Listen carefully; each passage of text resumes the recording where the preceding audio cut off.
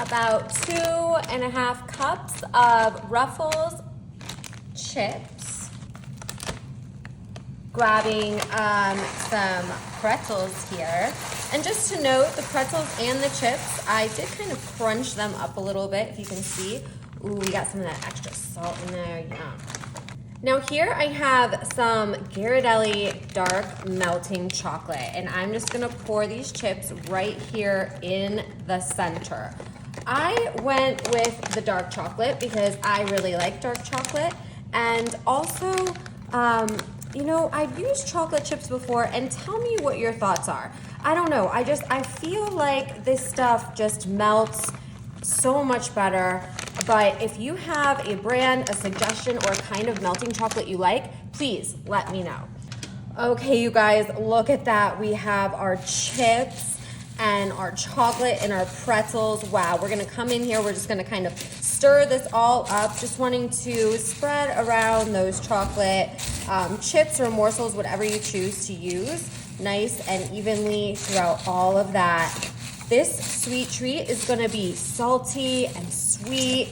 Ooh, it's gonna be so good and so easy. I love doing this in the crock pot. You guys, have you ever made a sweet treat in the crock pot? It is awesome.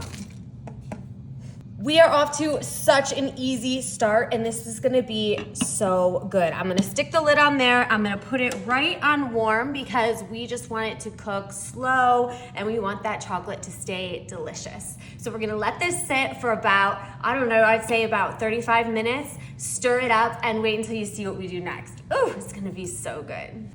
Oh my gosh, I can smell the chocolate. Wow, look at how all of that is just coated in chocolate.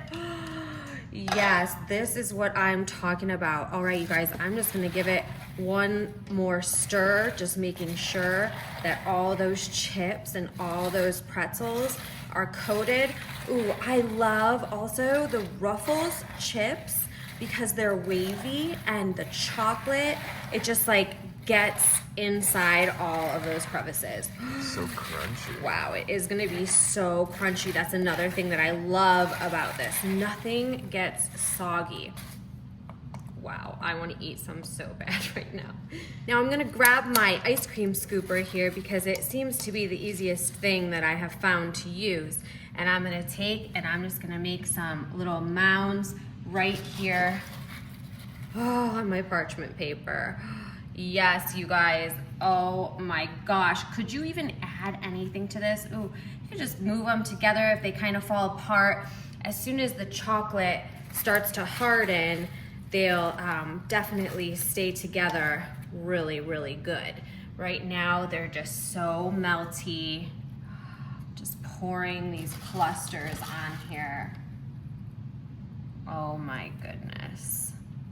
Before these cool down, I have some coarse sea salt here, and I'm gonna sprinkle it in my hand first, just so I have control over it. And I'm gonna just gently put a little bit of sea salt right here on top of this dark chocolate. Holy cow. Wow is right. Oh, are you guys excited about this as much as I am? Oh my gosh, those are gonna be so good. Okay, you guys, look at this. We are gonna let these sit, we're gonna let them harden up, and then we are gonna come in and we're gonna take a big bite, and I'm gonna show you guys how crunchy these are, and oh, you're gonna love them. You are going to love them. Ooh, our chocolates are ready to go. I'm gonna grab this one right here in the front. Oh, look, it just slid right off of that parchment paper. Oh my gosh, I'm just gonna grab a huge, huge bite bowl. Wow.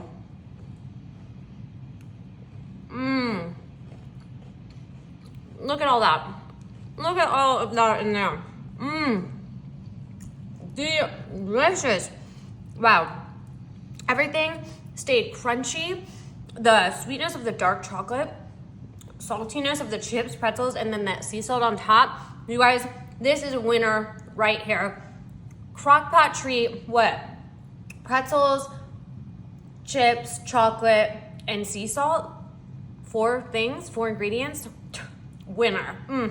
You guys are gonna love these things. Ooh, let me know what you think. What kind of chocolate would you use? Would you try this? Have you ever had a chocolate covered potato chip? Tell us all about it. See you guys later.